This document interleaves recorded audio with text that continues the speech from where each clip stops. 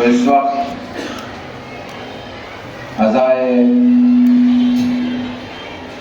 फातिमिया की सिलसिले की इन तमाम मजालिस में जो दुनिया में जहाँ कहीं भी हो रही है उसमें शरीक, यहाँ वही लोग आते हैं जिनके नामों पे वक्त का इमाम दस्तखत करता। अहले बैत का घराना है, इनके नौकर जमीन पे नहीं चुने जाते, आसमान पे चुने जाते हैं। इनके घर पे झाड़ू देने वाले, इनकी बारगाह में खिदमत करने वाले, इनकी मुसीबतों पे रोने वाले, इनकी फजीलतें सुन के नारा लगाने वाले अचानक में पैदा नहीं होते।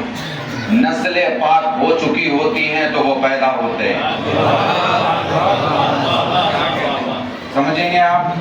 बहुत कम अल्फाज में और बहुत कम वक्त में ढेर सारी बातें आपके सामने करनी भी है और रखनी भी है।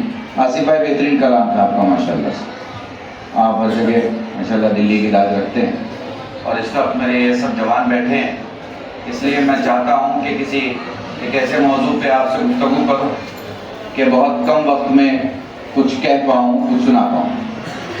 मेरे मौजू का पहला लफ्ज़ है इंसान, दूसरा लफ्ज़ है इबादत और तीसरा लफ्ज़ है हुसैन।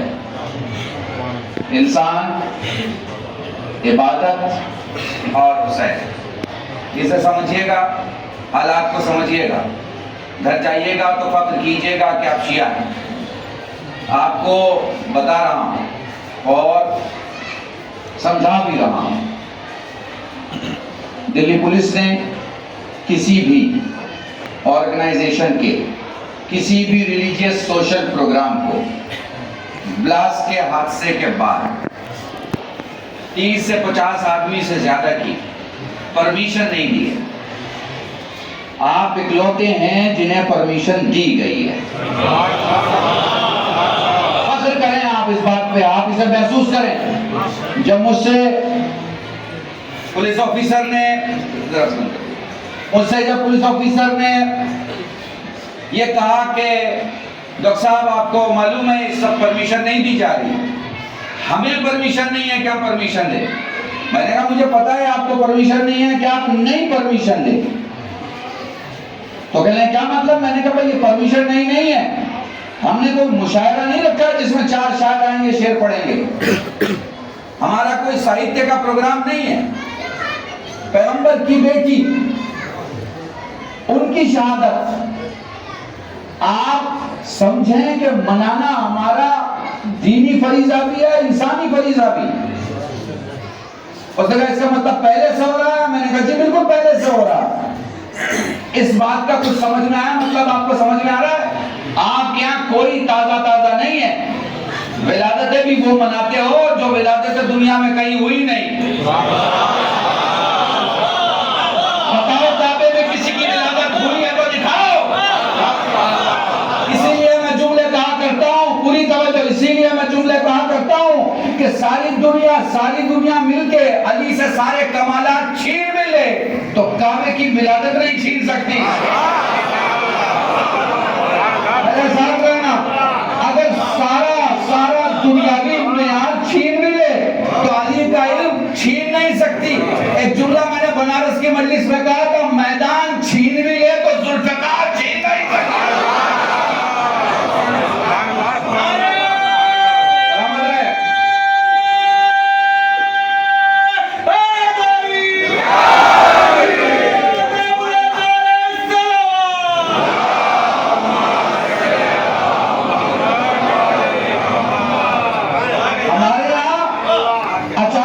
हीरो नहीं है कि अचानक में आ गया, पर्दा उठाकर आ गया और आपने कहा जी ये हीरो है, दुनिया मान रही, आप भी मानो। नहीं, दुनिया नहीं भी माने तो हम उसे मानते हैं जो हक होता, और दुनिया माने भी तो हम उसे नहीं मानते जो बातिल होता। उसूल साफ है, इसी उसूल पे हमारी जिंदगी चलती है। तो चले आप जरा इंसान की स्टडी करते हैं। इंसानों की दुनिया में ढेर सारे इंसान, मेरी आवाज रिकॉर्ड की जा रही है, इंटेलिजेंस मुझे सुन रहा कि मैं शियों के दरमियान क्या बोल रहा हूं, इसलिए गुफ्तगू भी वो कि गैर भी सुने तो ये माने कि ये हिंदुस्तान जोड़ने वाले लोग हैं, हिंदुस्तान तोड़ने वाले लोग नहीं हैं।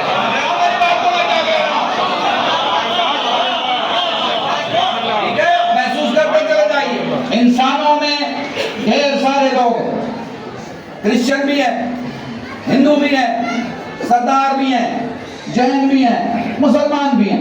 मुसलमानों में सुन्नी भी है, शिया भी है, हनफी भी है, मालिकी भी है, ढेर सारे लोग हैं। सब में इंसान और इंसानियत के चर्चे होते हैं, सब में इज्जतें बयान होती हैं, सब में इज्जत नफ्स का तस्करा होता है। और इंसानों में सबसे मोहतरम इंसान कौन है? इंसानों में सबसे मोहतरम इंसान वो है जो जिम्मेदार होता है। हाँ ठहरना, ये जवानों के लिए अहम जुमला है। इंसानों में सबसे मोहतरम इंसान जो कौन होता है मोहतरम? जिम्मेदार। याद रखिएगा, मैं अभी जिम्मेदार को आपके घर में दिखाता हूँ, आप महसूस कीजिएगा कि बात सही है। 24 साल का वो जवान जो अपनी माँ से कहता है खाना चाहिए, माँ खाना बनाती है, बताता है कि नमक कम है, तेल ज्यादा है, फला चीज ऐसी है, फला चीज वैसी है। ये जिम्मेदार है? नहीं, ये जिम्मेदार नहीं है, ये जिम्मेदार नहीं है। जिम्मेदार वो है, जुमला समझिएगा खुदा की कसम अजी भाई, जिम्मेदार वो है जिसके शाम को घर वापस लौटने का इंतजार उसकी माँ नम आंखों से करके कहती है, बेटा तेरे जिम्मेदार बाजुओं से कई गैर जिम्मेदार शिकम भरे होते हैं। पता नहीं मैं आपको समझा पाया। बेटा तेरे बाजुओं की कमाई से घर के कई गैर जिम्मेदार लोग रोटी खाते हैं। जिम्मेदार वो होता है जिसे जगाना नहीं पड़ता, जिम्मेदार वो होता है जिसे उठाना नहीं पड़ता, जिम्मेदार वो होता है जिसे बताना नहीं पड़ता, जिम्मेदार वो होता है जिसे समझाना नहीं पड़ता। अब मेरे साथ रहना, मेरे साथ रहना। दुनिया में एक मुल्क का राजा, इशारे करते चले जाऊंगा, समझते चले जाना, एक मुल्क का राजा ये दावा करता है कि वो सारी दुनिया का हाकिम है। जिसको चाहता है लड़ाता है, जिसको चाहता है बीच में ठहरवाता है, जिसे चाहता है डिफेंस की डील साइन करता है, जिसे चाहता है बीच से रोक देता है। हर जगह कहता है कि मैं ही सबसे बड़ा बादशाह हूं। जिसका दावा था कि वो दुनिया का सबसे बड़ा राजा है, उसकी गैर जिम्मेदार सूरत ने समझना उसके गैर जिम्मेदार सूरत और उसके गैर जिम्मेदाराना कदम ने उसी के मुल्क के सबसे बड़े शहर में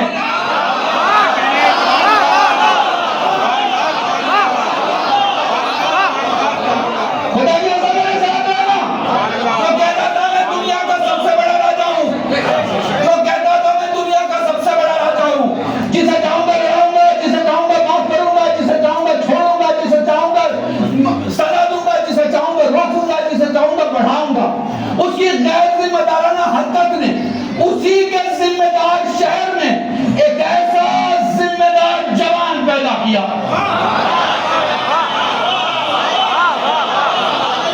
हमारे साथ रहना, एक ऐसा जिम्मेदार जवान पैदा किया जिसने टैक्सी वालों से वादा किया कि तुम्हारे टैक्सी के किराए में इजाफा होगा, जिसने गरीब लोगों से वादा किया कि तुम्हारे भत्ते में इजाफा होगा, जिसने लोगों से वादा किया तुम्हारे कर्ज माफ किए जाएंगे, जिसने आवाम की फलाह व बहबूद के लिए होने वाले कामों में इजाफे का वादा किया। मेरे साथ रहना ताकि समझ सको, समझो अल्लाह की हिकमत तुम्हें समझ में आ जाएगी। पूरी तवज्जो चाहता हूँ, जिसने पूरी दुनिया में आतंक मचा रखा था कि मैं सब जगह जीत चुका हूँ, अपने शहर में एक जिम्मेदार जवान से हार गया।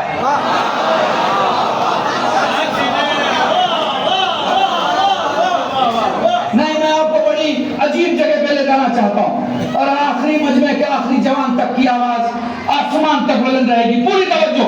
एक जवान से हार गया, किस वजह से हार गया? जिम्मेदारी की वजह से।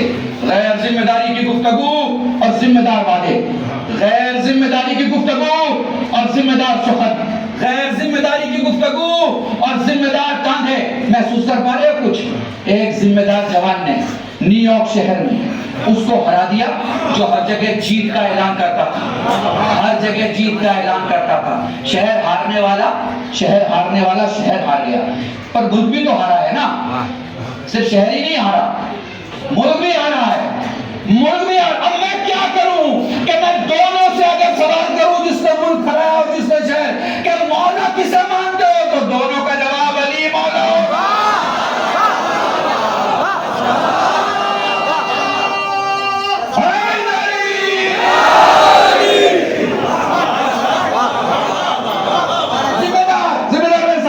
जिम्मेदार क्या करता है और गैर जिम्मेदार क्या करता है? गैर जिम्मेदार खाता है, गैर जिम्मेदार क्या करता है?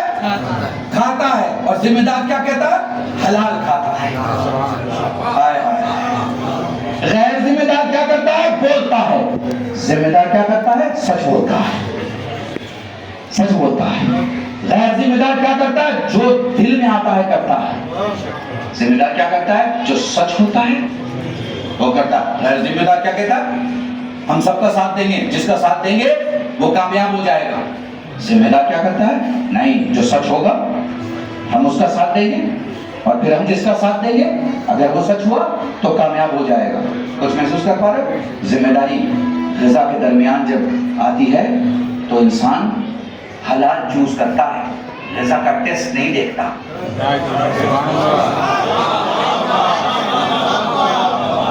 अच्छा, आप सोचते होंगे शायद शियों में ये हलाल हराम है, आप ये सोचते होंगे नजीस पाक शायद मुसलमानों में। नहीं, मैं दूसरी जगह दिखाता हूँ।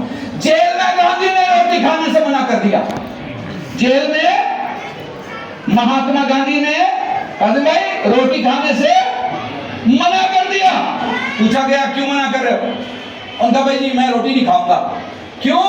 इसलिए कि ये रोटी जिसने पकाई, किचन में जो शख्स गया है आज के किचन में काम करने के लिए, रोटी बनाने के लिए, उस पे 302 का मुकदमा है। और मैं कातिल के हाथों से बनाई हुई रोटी नहीं खाऊंगा, क्योंकि वो मेरी स्पिरिचुअलिटी को खराब करे, समझिएगा, वो मेरी रूहानियत को मैला करे। महसूस कर पा रहे हैं भैया? मैं किसी मुसलमान की बात नहीं कर रहा, समझ रहे हो ना मेरी बात, है ना? महसूस कर रहा मैं कहाँ लेके जाना चाहता हूँ। ठीक है, तुम कौन सी कौम हो इसे समझो। दुनिया में दो कौमें, एक हलाल खाती हैं, एक हराम खाती है, लेकिन एक तीसरी कौम भी है, एक तीसरी कौम है। इसे समझना कि ये कौन सी कौम है। इसी कौम को पहचान लो कि सब समझ में आ जाएगा। हलाल खाने वाली भी कौम है, हराम खाने वाली भी कौम है। जो जेलर था उसका भी वही अकीदा था, गांधी का भी वही अकीदा। तरीक़े जिंदगी अलग अलग, तरीक़े जिंदगी अलग अलग। गांधी ने कहा मैं नहीं खाऊंगा, चूंकि कातिल के हाथ की रोटी खाऊंगा तो मुझ में असर वो आएगा जो कातिल में होगा, जो कातिल में होगा वो असर मुझ में आएगा। भाई पूरी तवज्जो चाह रहा, मुझ में आएगा। तो दुनिया में कौमें बढ़ी, कौमों ने खाना शुरू किया, काम करना शुरू किया, कौमें बढ़ी, कुछ हलाल खाने वाली हुई, कुछ हराम खाने वाली हुई। फिर कौमों ने दुनिया में नाम करना शुरू किया। तुम्हें पता है, नाम हुआ खत्म हो गया, नारे लगे खत्म हो गए, प्रोग्राम आया खत्म हो गया, थोड़ा सा आगे बढ़े खत्म हो गए। पता है क्यों? क्योंकि दुनिया तीसरे हिस्से में बढ़ रही थी। एक वो कौम थी जो बस हलाल खाती थी, हम वो थे कि हमने तबर्रुक खा के जिंदगी गुजारी।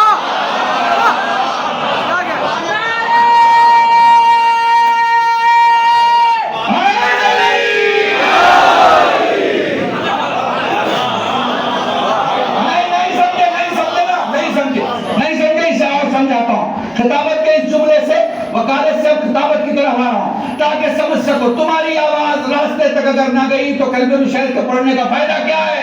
लोगों को पता चले फातिमी जमा हुए हैं, लोगों को पता चले हसनी जमा हुए हैं, लोगों को पता चले हुसैनी जमा हुए हैं। तुम्हें बंद लफ्जों में समझा रहा हूं, तबर्रुक की ताकत को अगर देखना है भाई, 12 दिन जंग हुई, 12 दिन हराम खाने वाला हार गया, तबर्रुक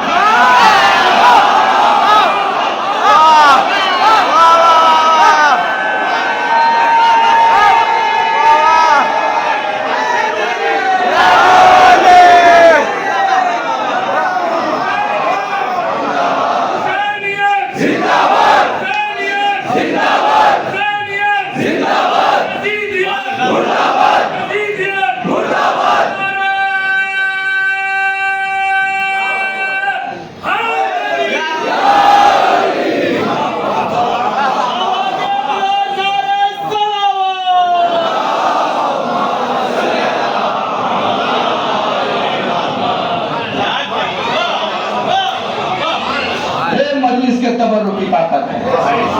जो तुम्हारी सोचों को इतना पाक बना देती है कि तुम अपने हर अमल में ये देखते हो कि हमारा अमल अदालत से हट के नहीं होना, अदालत से हट के नहीं होना।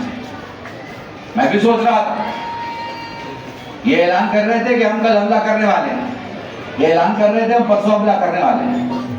मैं सोच रहा था कि कल तो शायद कहीं मुल्क भी हमला करने के पहले ऐलान करता,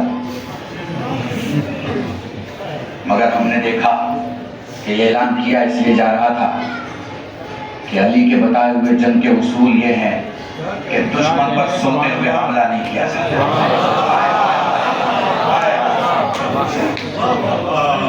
तहजीब जंग है कि दुश्मन को बता के हमला करो, बता और बता के हमला होता। तो मेरे अजीजों, सबसे बड़ी चीज क्या है? इंसानियत। इंसानियत में सबसे बड़ी चीज क्या है? जिम्मेदार इंसान। एक वकील है, इंसान है, मगर अगर मैं आपसे उसके तारुफ में कहूँ जिम्मेदार वकील है, तो आप किसको भी केस देंगे, वकील को या जिम्मेदार वकील? एक डॉक्टर है, मैंने कहा जिम्मेदार डॉक्टर है, आप फिर किसे दिखाएंगे, डॉक्टर को या जिम्मेदार डॉक्टर को? एक मौलवी है, मैंने कहा जिम्मेदार मौलवी है, आप किसके पीछे चलेंगे? जिम्मेदार। देखो, गैर जिम्मेदारी और जिम्मेदारी में बस अहम फर्क है।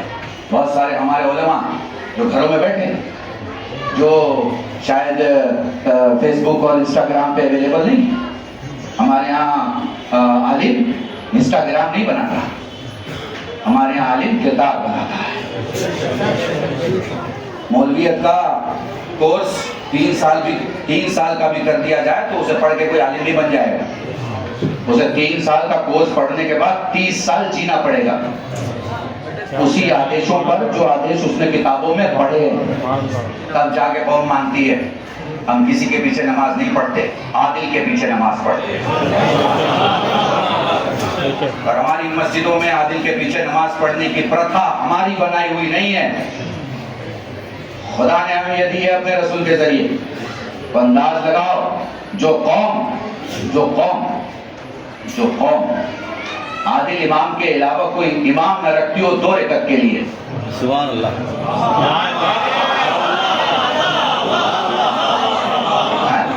वो जालिम लीडर को कैसे मान सकती है? कैसे मान सकती है जालिम लीडर को? तो गुफ्तगू को आगे बढ़ा रहा हूं। जिम्मेदार इंसान जिम्मेदारी के साथ चलता है। जिम्मेदार सिर्फ अपने फायदे नहीं देखता, जिम्मेदार अपने कर्तव्यों को देखता है। हमारा हर एक शिया जब बाहर निकलता है तो उसे पता है कि उसका कर्तव्य क्या है। मैं इस जगह अपना कर्तव्य समझते हुए अपने ज्वाइंट सीपी का शुक्रिया अदा करना चाहता हूँ, उस परमिशन के, अपने डीसीपी का भी शुक्रिया अदा करना चाहता हूँ, उस लोकल ऑफिसर का जिसने सिग्नेचर किया है, और हमारे एसएचओ का जिन्होंने बड़ी खूबसूरती के साथ हमें मदद की। याद रखें, ये वो कौम है, इसके साथ 2 कदम चलो तो ये हजारों कदम चलती है। समझ रहे हैं? वो ये कदम इसलिए चलाती है और इसलिए आगे बढ़ती है। मैं आपको जिंदा मिसाल देता हूँ ना, मैं आपको जिंदा मिसाल देता हूँ। एक कंट्री हो, अज्यूम करना एक कंट्री हो, एक कंट्री का एक प्रेसिडेंट हो, एक कंट्री का एक प्रेसिडेंट हो। उस प्रेसिडेंट के मान लीजिए इंटरनेशनल लोग खिलाफ हो गए, उसके बाद उस कंट्री पे हमला होने लगा। सबसे पहला काम उस मुल्क के जो बहुत बुद्धिजीवी होते हैं वो क्या करते हैं? वो कहते हैं सर आप अपनी पोजीशन छोड़ के इस्तीफा दे दीजिए, मुल्क बच जाएगा। यही होता है ना पूरी दुनिया में। पूरी दुनिया में क्या होता है? आपकी मस्जिद में भी, मैं तो हिंदुस्तान की बात कर रहा हूँ, आपकी मस्जिद में भी किसी मौलवी की वजह से अगर आप यहाँ 5 हिस्से हो जाते हैं कौम के, तो आप मौलवी से कहते हैं आप घर बैठिए, हम आपको घर बैठ के तनख्वाह देंगे।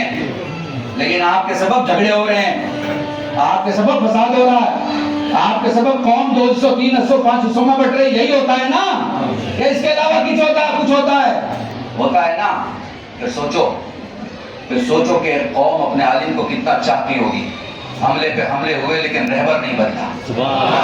मैंने बहुत बड़ा गुनाह कहा है तुम्हारे, जिंदा मिसाल दे रहा हूं तुम्हें। सोचो सलाम उस कौम पे, हमले पे हमले हैं, करेंसी टूटी जा रही है, डॉलर महंगा हो होता जा रहा है, सफर सख्त होता जा रहा है। एविएशन में स्पेयर पार्ट्स की सप्लाई नहीं है। तेल और ऑयल खरीदने वाले लोग डाक दिखा रहे हैं, तिजारत करने वाले लोग डाक दिखा रहे हैं। ये सारे जिनकी औकात नहीं है, 2 रकत के भी नहीं है, वो खड़े होके कह रहे हैं हम ये नहीं करेंगे और हम ये करेंगे। मगर उस पूरी कौम ने अपना लीडर नहीं बदला, उस पूरी कौम ने अपना लीडर नहीं बदला। फिर तुम्हें कह रहा हूं, इसे एक लफ्ज से समझने की कोशिश करना जवानों, तुम्हें उस पूरी कौम ने लीडर इसलिए नहीं बदला कि उस लीडर का ना ईमान बदला था ना ईमान बदला था। वाह वाह वाह वाह वाह, क्या कहने।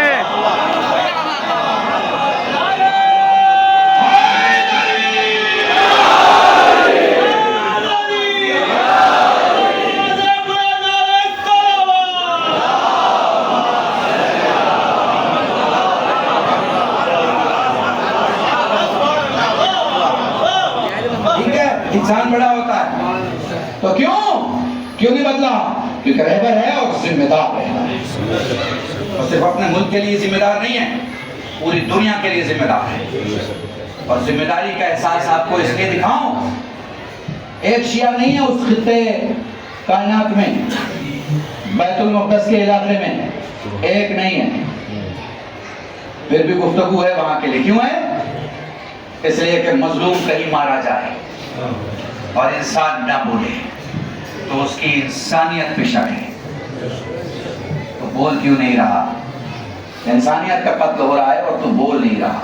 तो हुजूर, वकीलों में जो जिम्मेदार वकील हो उसको केस मिलेगा, जो जिम्मेदार डॉक्टर हो उसको मरीज मिलेगा, जो जिम्मेदार मौलवी हो उसको कौम मिलेगी, जो जिम्मेदार रहबर हो उसको उम्मत मिलेगी। समझ रहे हैं हमारी बात को?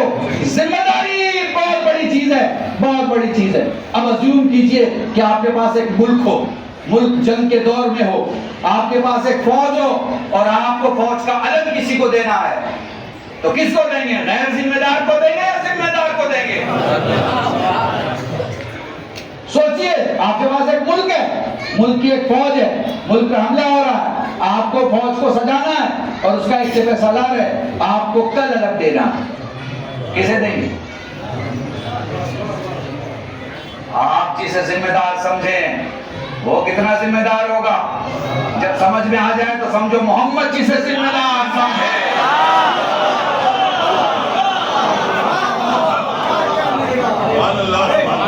मिलजुल के दुरूद पढ़े मोहम्मद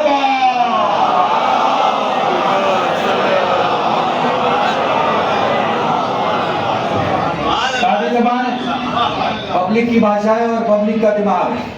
समझ लीजिए, कोई बहुत बड़ी मैथमेटिकल जंग नहीं हो रही है। अली को मानने के लिए ये तो सच है कि तहारत की जरूरत है, मगर ये भी सच है कि भेजे की भी जरूरत है।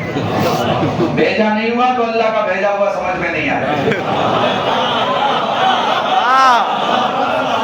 वाह वाह। मैं कहता हूँ किसी को शिया बनाने की कोशिश मत किया करो। अरे जिनके बाप दादाओं ने देव के ना माना,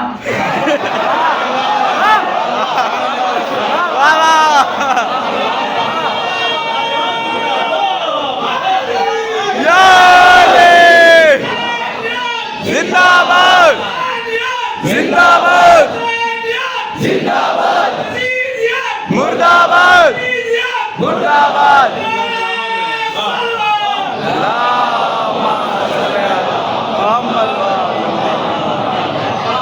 एडमिनिस्ट्रेशन को, हुकूमत को, अपोजिशन को, हिंदुस्तान की छोटी बड़ी सियासी पार्टियों को यकीन दिलाता हूँ दिल्ली के जामा मस्जिद के इस मिंबर से कि अगर किसी का नाम हैदर हो, अब्बास हो, जाफर हो, कासिम हो, तकी हो, नकी हो, अस्करी हो, तो यकीन रखना वफादार होगा, गद्दार नहीं होगा।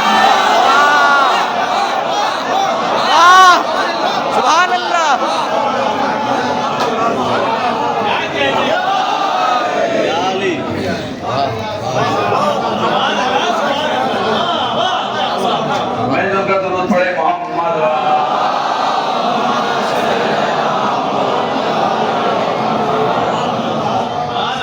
बस करे अजीजान, हो गए 35 मिनट हो गए। 25 भाई 25 10 मिनट और बढ़ दो। एक बार दूर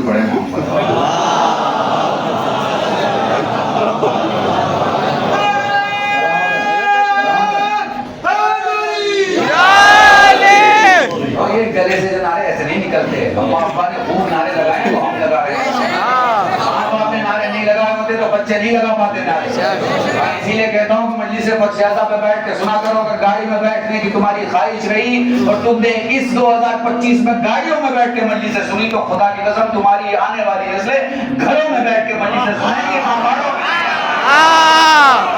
वाह वाह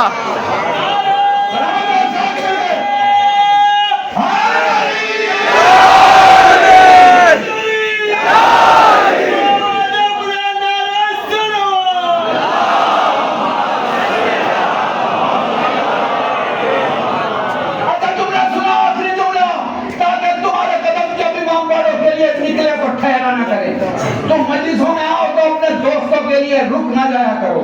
तुम मजलिसों में आओ तो चाय, सिगरेट, गुटखा, बाहर की बातें, हंसी मजाक, इनके लिए अपने इस जन्नती टाइम को कुर्बान ना किया करो।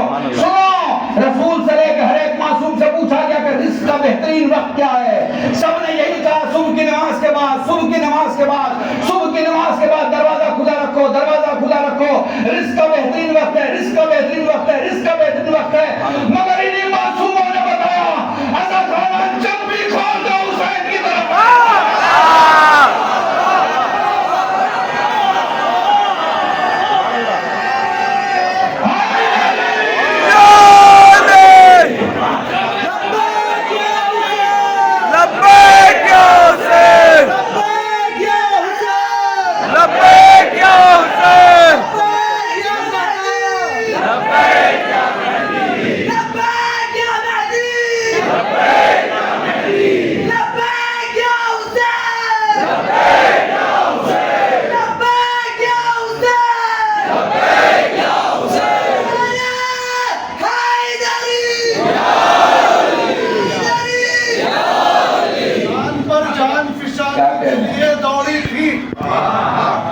जान पर जान फिशानी के लिए दौड़ी थी, रब्बे अकबर की निशानी के लिए दौड़ी थी। इस तरह मजलिसों महफिल की तरफ दौड़ा करो जिस तरह हाजरा पानी के लिए।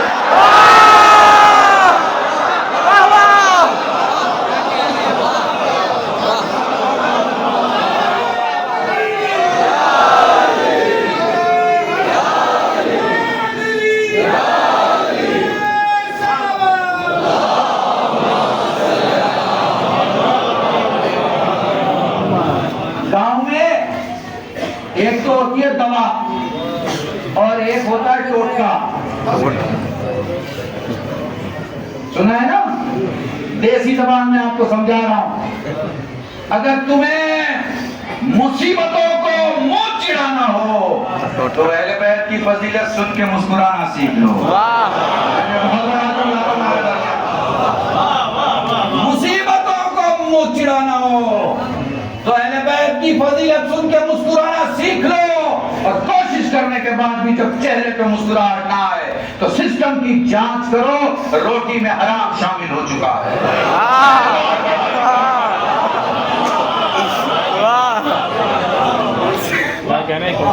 ये अहले बैत हैं। इंसान इबादत और हुसैन जिम्मेदार इंसान, बड़ा इंसान होता है जब ये जिम्मेदारी निभाते निभाते निभाते जिंदगी के उस पार जाता है तो इसे एक मंजिलत मिलती है, उसका नाम है हुसैनी। हुसैनी बन जाता। हुसैनी का मतलब क्या है? हुसैनी का मतलब क्या है? जो जिम्मेदार है। जिम्मेदार वो फर्शेजा के प्रति, उम्मत के प्रति, देश के प्रति, शहर के प्रति, हमसाये के प्रति, जो सबको एक साथ लेके और एक निगाह से देखता। मैं जुमला आपको अपनी सच्ची जिंदगी का बताता हूँ, एक वाक़या बताता हूँ छोटा सा। सच्चर कमेटी का तो नाम सुना होगा आप लोगों ने? सच्चर कमेटी मशहूर है। तो जस्टिस सच्चर के साथ मेरा एक सफर और हम एक प्रोग्राम में गए। बहुत ही सेकुलर आदमी, बुजुर्ग आदमी। कौन हिंदुस्तान में जस्टिस सच्चर का नाम नहीं जानते? सभी जानते। तो उनकी मुखालफत हो गई स्टेज। अब स्टेज भी हमारे गैर मुस्लिम भाइयों का था, वो भी गैर मुस्लिम थे, मैं अकेला वहां मुसलमान था। तो मैंने कहा भाई मुझे आपकी ये ज़ियाफत जो इनके साथ आप करते हैं वो समझ में नहीं आया। क्योंकि मैंने जिस हिंदुत्व को पढ़ा है और जिस सनातन को मैं जानता हूँ, उसमें इतने छोटे दस्तरखान कब से हो गए कि आपने अपने लोगों के भी रूप में चुन चुन के और गिन के देना शुरू कर दिया।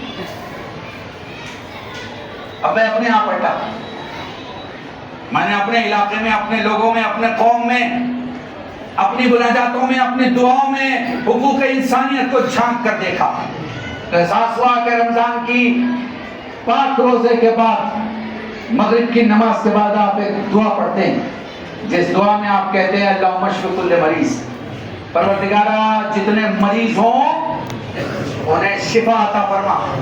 क्या आप डिक्लेयर करते हैं कि वो मरीज सुन्नी है कि शिया है, कि वो मरीज जैन है, कि वो हिंदू है, कि वो क्या है, कि वो क्या है? बताएं, क्या आप डिक्लेयर करते हैं? नहीं ना। जो भी मरीज हो परवरदिगारा उसे शिफा अता फरमा। इसका मतलब क्या है? इसका मतलब यह है कि आपका दस्तरखान इतना बड़ा है कि जहां चेहरा देख के पानी नहीं पिलाया जाता, प्यास देख के पानी पिलाया जाता। आपको आपके अकीदे के करीब लाता हूं, आखिरी जुमले हैं अब्दुल रब्बानी साहब।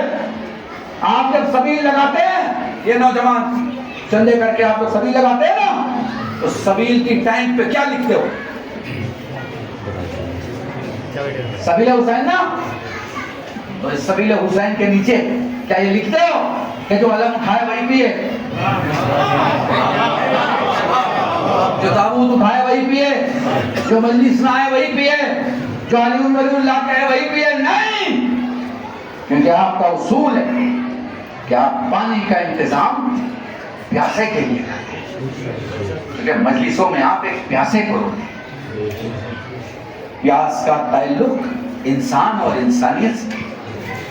क्यों शायर कहता है कि इंसान को बेदार तो होने दो, हो लेने दो, हर कौम पुकारेगी हमारे हैं हुसैन।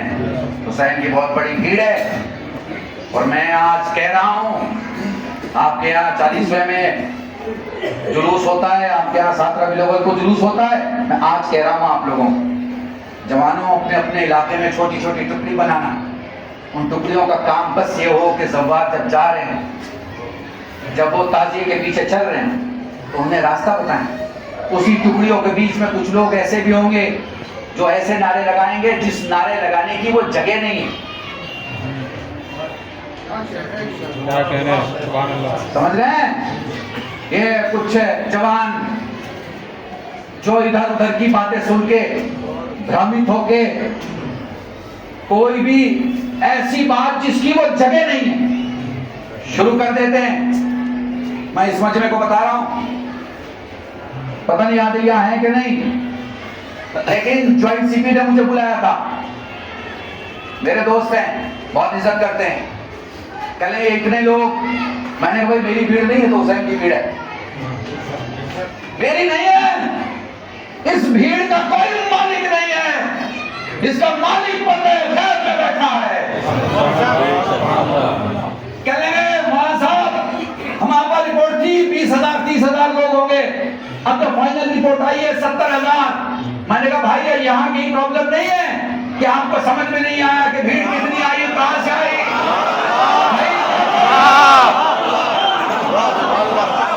मैं मजलिस का नुक्ता नहीं बोल रहा, मैंने किसी टोली को यहाँ जमा नहीं किया है। मैं इन जवानों में से चेहरों से जानता हूँ लोगों को, 25 साल से खिदमत कर रहा हूँ। बहुत मुमकिन है मैं नाम ना जानता हूँ जवानों का। जवानों, तुम जो 16 बरस से 22 साल के हो, तुम्हारा कोई सुअ इस्तेमाल ना करे, तुम्हारा कोई गलत इस्तेमाल ना करे, डिजिटल वेबसाइट पर तुम्हारा कोई गलत इस्तेमाल ना करे। ध्यान रखना, मैंने वो बातें जो जॉइंट सीपी से कही वो यहाँ बता रहा हूँ। मैंने कहा भाई हमारा मजमा नहीं था, हमारी भीड़ नहीं थी, न जाने लोग कहां से आ गए, कहां एक्सपेक्टेड तो होगा। मैंने कहा भाई कुछ नहीं पता कौन कहां से आ रहा है, क्या हाजत लेके आ रहा है। उन्होंने ठहर के कहा भाई मैं आपको बताऊं, करबला में जो सारे इंतजाम होते हैं ना, तो हम ये सोचते थे इराक संभाल रहा है, हम ये सोचते थे ईरान संभाल रहा है, हम ये सोचते थे फलां संभाल रहा है। वहां भी भीड़ बढ़ती चली जाती है, भीड़ बढ़ती चली जाती है। तो समझ में आ रही है बात, चाहे वो दिल्ली का मजमा हो या करबला का, उस पर्दे वाले को पता है यहाँ कैसे संभालना है, वहां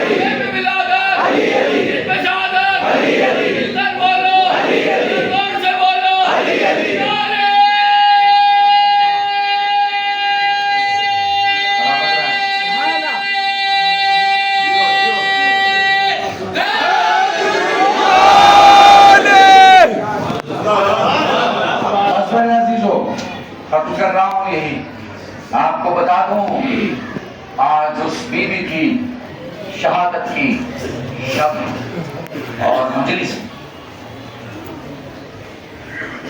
जो कभी अपने बाबा को रोई,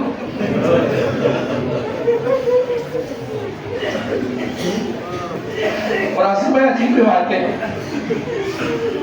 अजीब रिवायतें, तपते हुए धूप में बदलते हुए हसनैन के चेहरे को अली ने देख के सवाल किया, लाडलो ये तुम्हारे चेहरे के रंग क्यों बदले हुए हैं? बाबा बाबा अम्मा जिस दरख्त के साए में बैठकर नाना को रोया करती थी, लोगों ने उस दरख्त को काट दिया।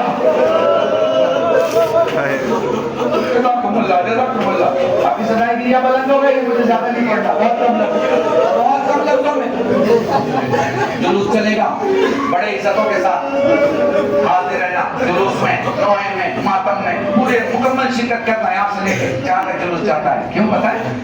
इसलिए नहीं कि तुम्हें किसी ने कहा है, इसलिए कि कोई तुम्हें देख रहा है।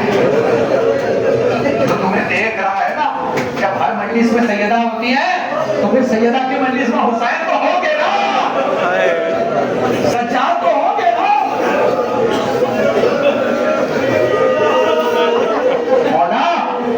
मौला सबसे ज्यादा किस पे मुसीबत गुजरी?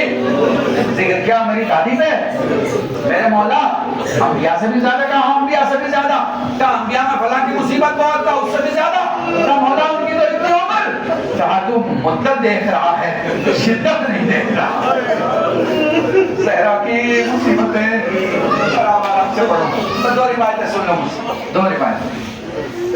ये कहती है, पहले मैं आपके ज़हनों को रोने के लिए आमादा करूं। ये जो गिरिया आता है ना, ये गिरिया आपको पता है क्या? ये आपका गिरिया जन्नत की चाबी है, चाबी। ये ऐसे ही आपके आंसू बाहर नहीं आते, और इसकी भी कैटेगरीज है। मैं 22 साल 23 साल से तो आपको सुना ही रहा हूँ। किसी ने सैयद सज्जाद से पूछा, मौला कैसे रोए? आंसू का वो खतरा जो आंखों में रह जाए, मोमिन का आंखों से बाहर आए, सालिहीन दाढ़ी के बाद तक आए, अंबिया सीने तक आए, इमामों। ये मेरे मौला जिसमें आवाज बुलंद हो जाए, मेरी दादी फातिमा ज़हरा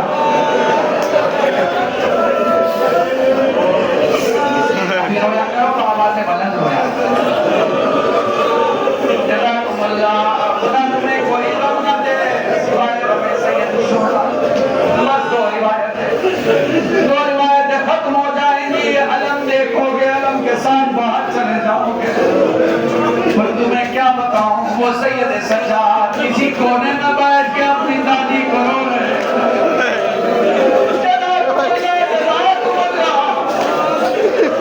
अपना बाजू दीवार से लगाए, हुसैन फरमाते अम्मा सलाम, कोई जवाब नहीं।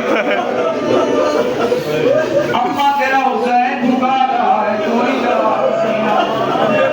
अम्मा यकीन नहीं आता कि मेरी जिंदगी में, अम्मा यकीन नहीं आता तेरी जिंदगी में तेरा हुसैन इतना गरीब हो जाए। मैं पुकारूं और तू जवाब न दे।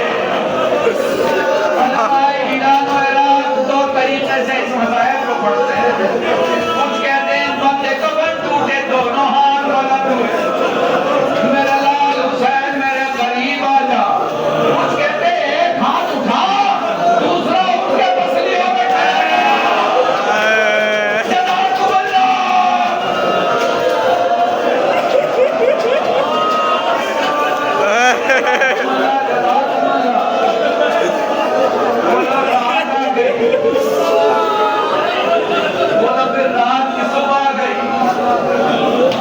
मालूम है ना सैयदा की हालत कैसी है?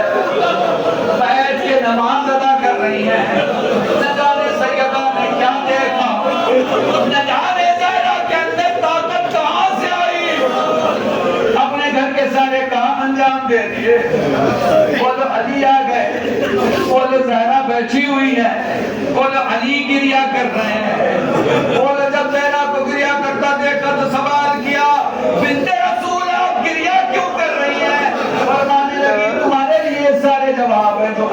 सोचा तो फरमाने लगी, मैं दुनिया के सबसे मजलूम तरीन शख्स को अपनी नजरों के सामने देख,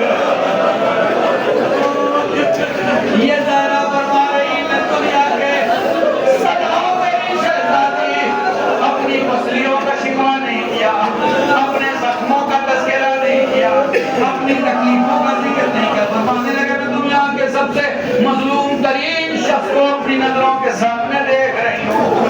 तो एक अजीब वक्त आया, वो वक्त क्या था आपको मालूम है, वसीयतें शुरू हो गई, आप जानते हैं ना। एक दिन फरमाती है अबुल हसन, आप जब मुझे दफन कर दे तो मुझे भूलना मत, मेरी कब्र पे जरूर आना। अबुल हसन जब आप कब्र पे आना तो यासीन जरूर पढ़ना। एक दिन अली कब्र ज़हरा पे यासीन पढ़ रहे थे, कब्र से आवाज आई, अबुल हसन जल्दी से उठिए, घर जाइए, मेरा हुसैन प्यासा है।